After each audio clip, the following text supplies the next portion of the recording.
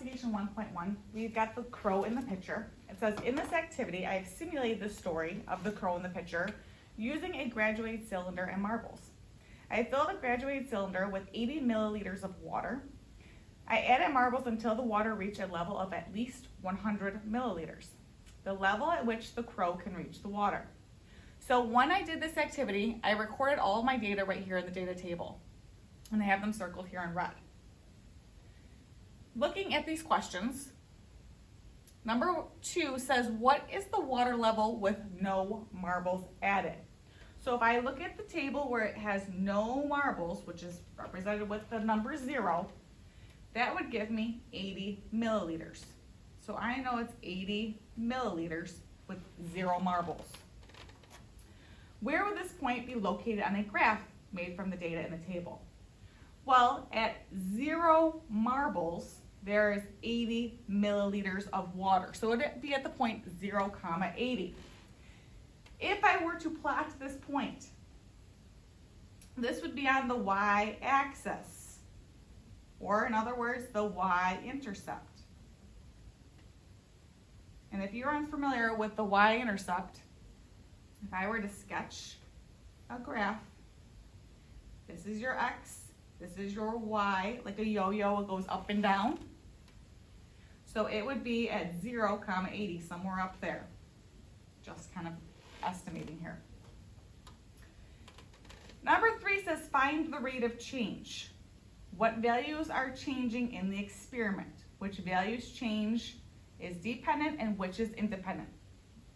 Now in 7th grade, you should have talked about rate of change, and this is how much is going up or down by every single time.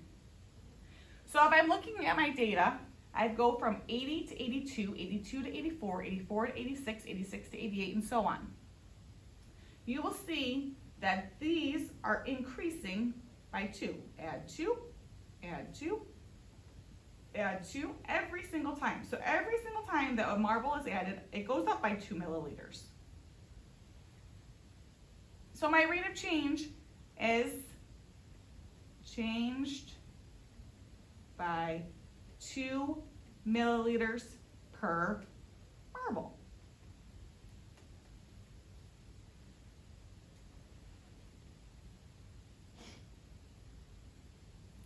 They talk about independent and dependent. They should be terms that you've heard before. Dependent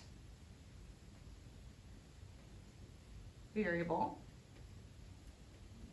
This is on your y-axis, whereas your independent variable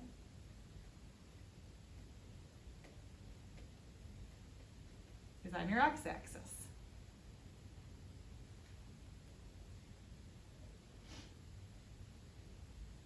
So if I were to look at this table, at the top it tells me that my number of marbles is on the x-axis. They have the little x underneath it.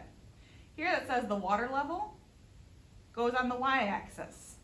Now if I don't give you the x and the y underneath there, you just assume alphabetically it would be x, y, and then if we had a third column it would be z, but in this case we don't have a third column. So just alphabetically reading left to right like we would read a textbook, x, y. So on my x-axis is the number of marbles.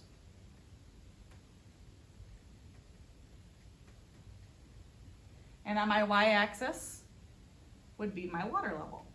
This is what I would label each of them.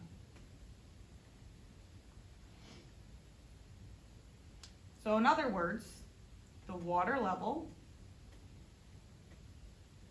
depends on the number of marbles.